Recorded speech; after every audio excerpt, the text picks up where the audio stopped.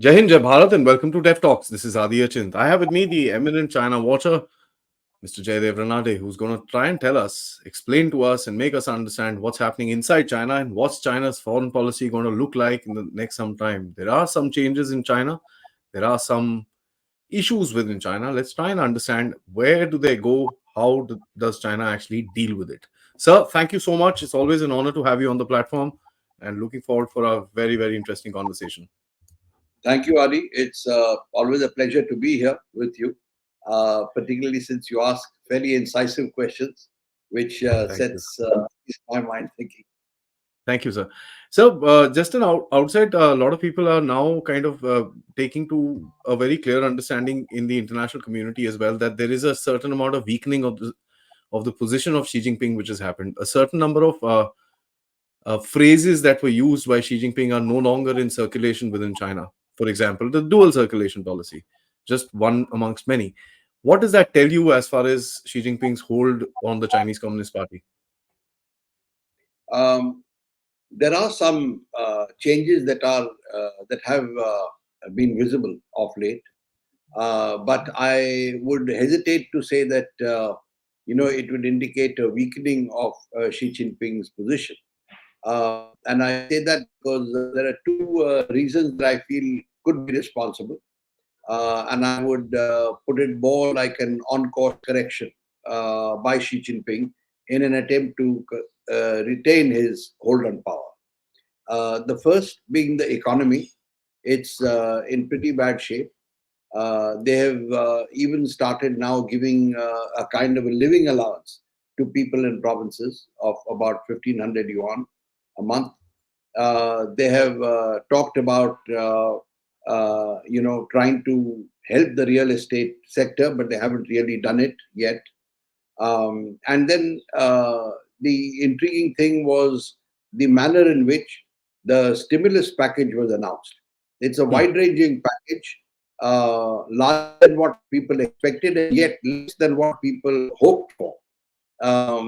But interesting thing was that it was announced on 24th September by Pan Kungshan, the governor of the People's Bank of China, which is their central bank. And normally, it is actually discussed in the Politburo and then the State Council, and then the announcement is made. Here, the sequence has been reversed, with Pan Kungshan going first. Then, on the 2 days later, the Politburo discussing the economic situation, and the State Council the day after going ahead with it. But the reactions to this have been mixed. There were two things that have been pointed out by Chinese economists, which is that before the stimulus package was announced, the banks said that they're going to keep, they're going to keep their working hours slightly longer to allow people to invest. Now, unlike in many other countries, in China, the common man uses the share market basically to gamble. I mean, he puts in money and takes it out immediately as soon as there's a profit being made. So that's even the small player, the ordinary citizen does that. So he's the one who gets affected. So by keeping it for longer hours, they were actually encouraging people to invest so that the stock market goes up, and thereby showing that the stimulus package has worked and is done very well. Well, the stimulus package did work, there's no doubt about it. A number of the shares of companies registered an upward swing. I think the almost 70% showed a marked rise in the share prices. But 2 days later, there was you can call it a correction or a collapse. But it seems to be now somewhat stable. But a number of Chinese economists have said that this is not enough. Much more needs to be done. So that's one part. The second is Li Qiang seems to be getting a bit more profile of late. Now, that could be because Xi Jinping has decided that the premier also needs to move out and maybe interact a bit more. He can't do everything himself. It could be. On the other hand, it could be that Li Qiang is trying to, flex his muscles a bit more.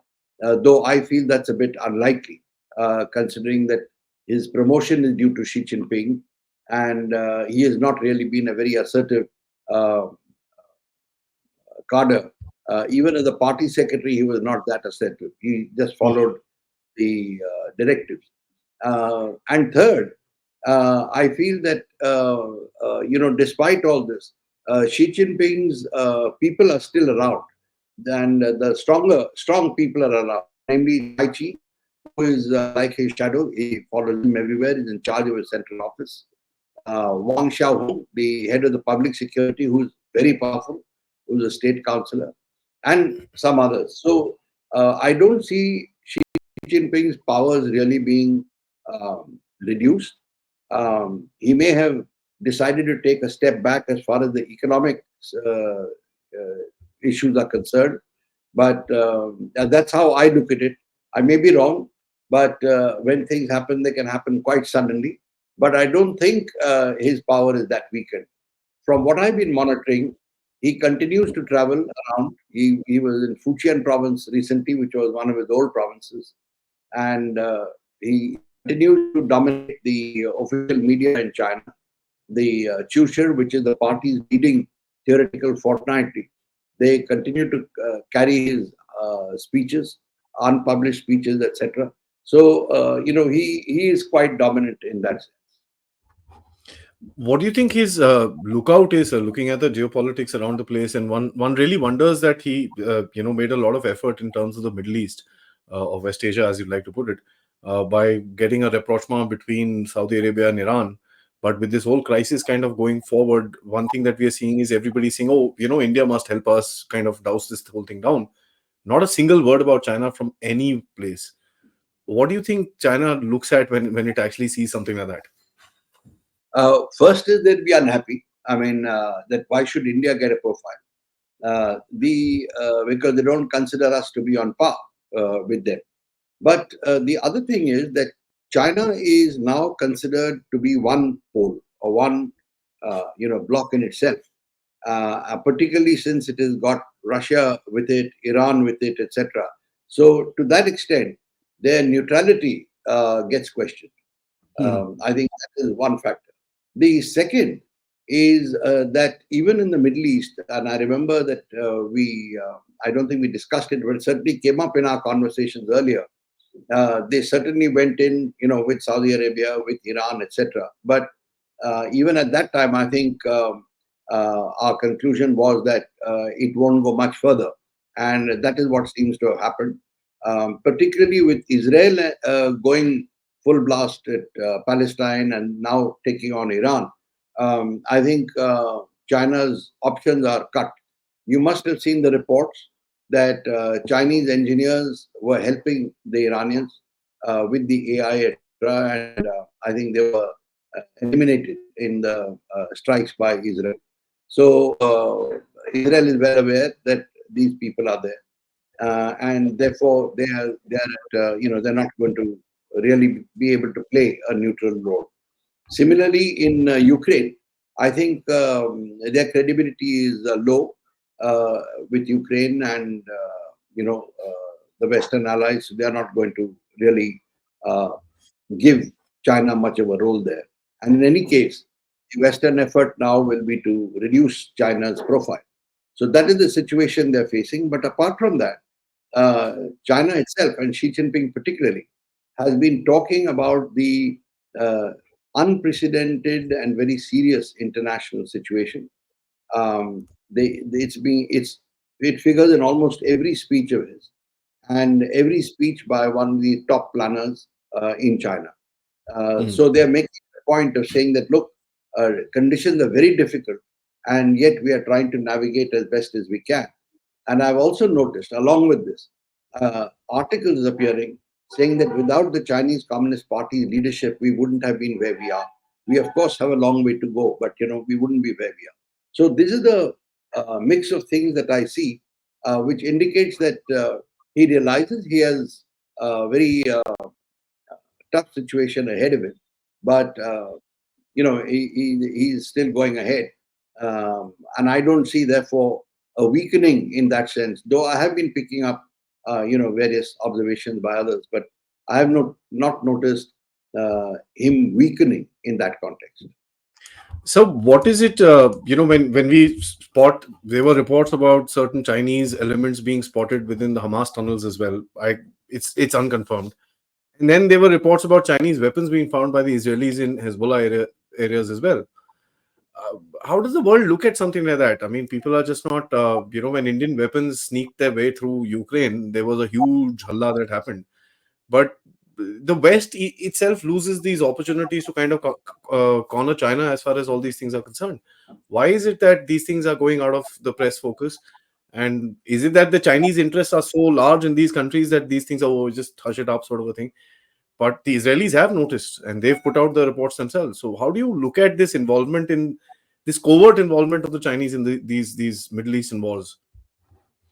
There are two things here, Adi. First, the Chinese, of course, will say that, look, we are selling to anyone who comes to us. We don't necessarily check out their antecedents. And, what's the harm if we are selling it? We are not supplying directly to the actual, the combatants as such. That will be their plea. The second is which they have used with us, that, people come and buy from Norinco. Norinco does it on the sly, which is Norinco being one of the biggest arms corporations. They do it on the sly just to make a buck, the local general manager or whatever. So that's another excuse that they use.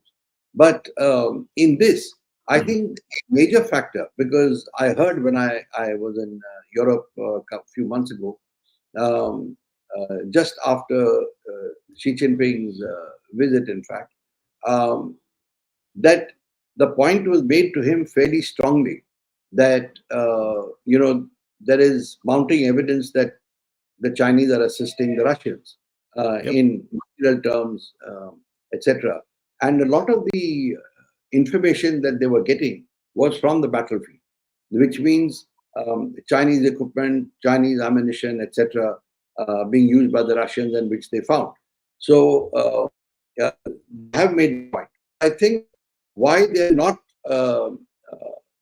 if I may say, biting the bullet and going for broke, is that they are also dependent on China for a lot of things. I mean, economically, they're intertwined. A lot of the goods, they are dependent on the Chinese, which is why this thrust on trusted supply chain, etc. Once all that happens, which will take a few years, I don't see less than 5 years, then we might find it, the Chinese being really edged out. But till then, the Chinese have time, and until or unless the West decides that things have come to a pass, that they have to have a showdown with the Chinese, which means in kinetic terms somewhere, I think they will try and corner China, but not really, impose any punitive measures. They threaten sanctions, which will hurt China, no doubt. But let us see how far they go. But I think it is the economic factor that is holding them back. That's interesting. In spite of all the decoupling and this and that and the other, the whole narrative kind of which they spun that, oh, we need to separate out from China. We see this. The interesting part that I see in China, sir, is the recent exercises that they've done in Taiwan. This is something that I've kind of begun to understand. Trying to create a new normal of encircling Taiwan and just saying, yeah, we do this every time, what's the big deal, sort of a thing. So it's a new normal which is being created. Would you consider it as a new normal which is being created by with the Chinese? And we also see that the Western alliances or the Western powers have really not responded in that particular strength as they used to before. What are the reasons for this, sir? I think the Chinese have created a new normal as far as Taiwan is concerned. What they've done is they've made the median line, which used to be the dividing line between China and Taiwan. People wouldn't go in Taiwan Straits. Now they made it irrelevant virtually. The Chinese aircraft, Chinese ships, etc., just sail through the Taiwan Strait without really worrying about the median line. The other thing is that they've also created this pressure on Taiwan by not talking about peaceful reunification. They didn't refer it to it during the third plenum. Xi Jinping didn't mention it in his 1st October speech. So they're in a way ratcheting the psychological pressure on Taiwan that, we can do anything anytime. They may or may not, but that pressure is there. And Hmm. they're at the same time sending a message to the West that, look, we can take these guys on. How much and what can you really do? Which is why you see them pushing the envelope as far as Japan is concerned and the Philippines are concerned, and to a little extent Vietnam. Now, Japan and the Philippines have treaty agreements with the US. So they are actually, in a way, my mind, challenging the United States repeatedly. And as far as Taiwan is concerned, the US has also kept its response ambiguous. They haven't really yet moved in, but they deployed Marines in some of these islands, etc. So, the situation is not clear what the Americans will do, if at all. So, I think this window is available to the Chinese till the elections are held in the United States. That's how I look at it. Of course, as I said, if things get very volatile, there can be a sudden development and something will happen. In which case, all bets are off, because I think the Americans will see that also as an opportunity to sort the Chinese out. That's interesting. But there is also the factor that the Chinese, who were pretty active in the South China Sea region, have kind of backed off from that region. We see a slight rapprochement with the Vietnamese. They kind of backed off, not backed off. It's debatable, but the whole standoff with the Philippines is kind of reduced. Uh, what is this new policy of the Chinese, and are they focusing now on their square goal, which is Taiwan itself? Adi, I would not be as definitive as you've just been about backing off on South China Sea. Because the South China Sea, if you look at it, they're already there. And Hmm. they've created islands, they've built airstrips, they've positioned their forces on those islands. So now it's a question of the next step, which is if they want to deny, or if they care to deny anyone passage through that, which I think is a major offensive step which they may not take, because it will disrupt a lot of countries, and Hmm. Hmm. it'll be a problem. But with Japan and Philippines, as I said, they haven't really backed off. With the So Philippines, after a standoff of 5 months, they have compelled the Philippines to withdraw from the Sabina Shoal, correct. which the Americans actually expressed concern about. But the fact is that the Philippines have withdrawn. So I don't see them having backed off. I think their position remains as strong. With Hmm. Vietnam, it's a different situation. I think Vietnam is on the southern border. The Vietnamese did give them a bloody nose in '79. They are conscious of it, though they are bigger than Vietnam. And Hmm. therefore, what we are seeing, and plus Vietnamese are also communist brothers or communist comrades. So what we are seeing is a lot of political interaction, in the sense of the Vietnamese Communist Party chief visiting China, then meeting Xi Jinping, then the Chinese premier just now visiting Vietnam, meeting the Communist Party chief and the premier, and then a Vietnamese Politburo delegation traveling to China. So all this is happening. At the same time, very recently, I think last week, Vietnamese fishermen were brutally beaten by the Chinese Coast Guard, and Vietnamese protested. So I think there is a two-track kind of situation that I'm seeing. The Vietnamese are not pushing beyond a point, but there is a lot of anti-China sentiment in Vietnam, undoubtedly. So Why that's the play. why do you think they're not pushing it, sir? I think, as I said, there's too much. They've opened a number of fronts. With Vietnam, things are not all right, but they feel probably that at the party to party level, if we keep things a bit cool, at least the Vietnamese won't start getting uncomfortably close to the Americans. There's all this talk of Da Nang and the Americans coming in there and all that. So I think they that's one of the factors in their mind. That's how I would look at it. But if things, as I said, if they really decide to go after Vietnam, it's a different matter. But I doubt it. I think they just first deal with these, with the Senkakus and Vietnam is interesting because we've had the Vietnamese visiting China and then the Chinese visiting Vietnam as well. So that's happened. And Yeah, and a Li Chang, Vietnamese. yes, sir. Li Chang was given literally the state honor as far as he was like the treated as the state 21 gun salute, this, that, and the other. Everything was done for him. So it was very interesting to me. That's why I pitched the question differently. Is because it was very interesting when you see this guy going there in spite of all the tensions. He was given the 21 gun salute and the state honor, and all the it was like introducing the new government to him and this and that. I was like, okay, this is very interesting. You just beat somebody in the this thing, and then this is what happens. Very, Yeah. very interesting. It seems like they're hedging their bets, sir. That the Vietnamese or the Chinese? Vietnamese. The Vietnamese have, I think, decided for some time that if they can keep relations with China on some kind of an equilibrium without, allowing the Chinese to really enter into sort of um, military action, that is the best arrangement for them. So a bit of kowtow if necessary, a bit of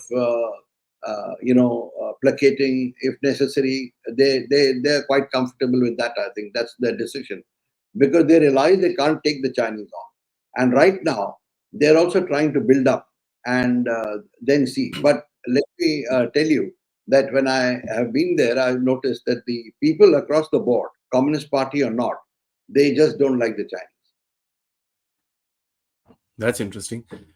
So what about India? This is a conversation that what I read from China, the perspective about India has kind of shifted a little bit. It was, oh, rubbish, the Indians. Now it's not rubbish anymore. What's the reason for this sudden change? Two things. One is uh, their own economic situation, Hmm. which compels them to look at India as a market. It's not that they suddenly feel that India has become a great country, but they look at it as a big market which is unexploited and therefore ripe for them to enter. That is how they're looking at the Indian market. Secondly, this talk about an apparently conciliatory stance that the Chinese may adopt, that has come out through the Chinese media, which has been Mm. pumping it, and our media has picked it up. People here are saying, "Oh well, there's chance of something happening," which is why you see that at the summit in Kazan, which is going to be held by Putin, everyone is saying that Xi Jinping and Modi may talk, and there may be an arrangement, etc. Certainly, I mean, they might talk. I'm not saying they won't, but unless the Chinese go back, Mhm. restore the status quo has been our demand, I don't think this government will accept normalization. And I don't think the people of India will accept No. them to normalize unless that goes back. So whichever government is there, it's going to be a problem. So the best solution for them is to try and talk and resolve it. I see a number of sticking points actually, apart from Depsang and Damchok, which are the two. Even in the other places, there has been some disengagement. That means, eyeball to eyeball has been reduced. But there's been no de-induction. There has been no de-escalation. There has been no withdrawing of troops back to the border, back to where they were. And the deployments in the eastern sector are as intense. So there's a lot that needs to be done beforehand before things cool down. And finally, Xi Jinping has not yet um, indicated any willingness for a talk, except these press reports that have come about a conciliatory stance and Mhm. the behavior of the Chinese ambassador here, who has been going on saying, we must improve ties, etc. And he's been very active building lobbies, in fact, rather than anything else. So this is how I look at it. And I think and I don't see the Chinese, frankly, restoring the Backing. status quo. They Yeah. are where they are. A lot of people also attribute this to the BRICS that, they're trying to, oh, the Russians are trying to kind of bring down the tensions between both the countries. The Russians have made a lot of effort and this and that. But India's policy has been very, very steadfast that we will not allow any third party to come in the middle of any bilateral dispute between two countries. So it's a wonder where this narrative comes from, and people are kind of propagating it even in the media, and you see these long articles coming across about it. So, but the US, as per se, is looking at a very interesting time going ahead where the elections are there. Uh, Even Justin Trudeau seems to be under the dock with regards to the Chinese interference in this thing, apart from what he's done with India. Uh, how do you think that the US wants to keep China at bay till the time this whole election conundrum is not resolved? Because it's not going to be an easy time for the US, considering in the next about 5-10 days, it's just going to, the chaos is going to increase. How do you think the US wants to keep the Chinese at bay, or is it just going to be open season? Well, I think they are watching what the Chinese are doing. A week or 2 weeks is something which is still controllable as far as seeing things don't slide too rapidly. There have been visits exchanged to try and keep the temperatures slightly restrained. But the Chinese are not convinced. They feel that the US is out to contain them and, in fact, if possible, do worse things, including bring about the dismantling of the Communist Party. And the Americans realize that, this is the challenge for them, the threat for them. But I don't know, frankly, whether their policy of just denying technology to the Chinese is going to work. Because, you can deny it for a while, but the other country, particularly a country like China or India, will develop its own technology in course of time. It might take them longer, but they will. And the Chinese are already pumping a lot of money and resources into developing the technology that is being denied. So that will happen. It'll delay it by about 5 odd years, but they'll come up. So I think if the Americans are really looking to be number one, they have to do something else. And I hope they're thinking of that, because otherwise, I don't see in the next 3-4 years, unless they do something, I don't see them, I don't see the Chinese being held back. I mean, they're moving rapidly. And I think the Americans, once the elections are over, they'll probably start thinking of what to do. Because seems to be all the parties there. They are convinced that the Chinese are rising and have to be restrained because they are a challenge to the US, they're a threat to the US. That's the way they describe it. So if that is the consensus, bipartisan consensus, then they will certainly move to do something. And I think when they move, it will be quite decisive. Interesting. Last question, sir. We also have a Taiwan office opened up in Mumbai, and the Chinese were in fumes yesterday, as usual. What is India trying to do here? I'm not able to figure out. We come out on an aggressive posture. We take Tibet, this, that, ye, wo, and then we kind of back off. And then again, Taiwan, they get pissed off, and then we back off. This is like needling again and again, where the Chinese are not trying to do that to us. What is our policy? Could you kind of help us understand that? Chinese have done what they want to do, one Yeah. big thing, and now they will see and do another whenever they want to. But as far as we are concerned, I think, my own assessment is that we don't want to really provoke them if we can, particularly at this juncture when the relationship is very delicate. On the borders, if something happens, our economy gets derailed. So does theirs, but ours gets derailed. We don't want that to happen. We're wanting to build up. So I think we're trying to keep it, stable on the border if we can. Of course, that doesn't mean that we're going to roll over, but as far as we can. As far as Taiwan is concerned, today the climate is right for us to enter into economic, mutually beneficial economic relationship. So that we are doing. We are tapping, for chips, etc. We are tapping their electronics industry. So all that, and there is a lot of possible potential there, which I think we should exploit readily instead of only looking to the Chinese to come in. So I think that's the mistake that we are making or talking about. This thing will happen. The third is, if the Taiwanese open an office, good for them. I mean, Bombay is a commercial center. It will be the third office that they've opened. And I think there'll be a lot of opportunities there for the Taiwanese and for us. After all, we are looking to benefit from economic investment, financial FDIs, etc. The Taiwanese are bringing it in. So why not? And their policy, stated policy, is what is called the southbound policy, where they are wanting to pull out of China and invest in other countries. India is a major country. So we should take advantage of that. That is how I look at it. By the way, the Chinese themselves have huge investments in Taiwan and huge Taiwanese investments in China, in the mainland. So why should they deny anyone else? Yeah, it's quite funny that this whole thing happens, and the sudden takeover, the sudden thing with Pakistan. Oh, brothers in arms, and this and that, and then two Chinese blow up, and then they remotely kind of inaugurate the Chabahar airport. They don't want to go there. It's so funny. This whole Chinese positioning is unrealistic today, and people are calling it out. They're saying, "Yeah, guys, come on, get real." Uh, Yeah. do you think they realize that the world is calling them out today and saying, "Yeah, we see through They you"? realize, I think, what we have to understand is that Xi Jinping is this untouchable guy at the top.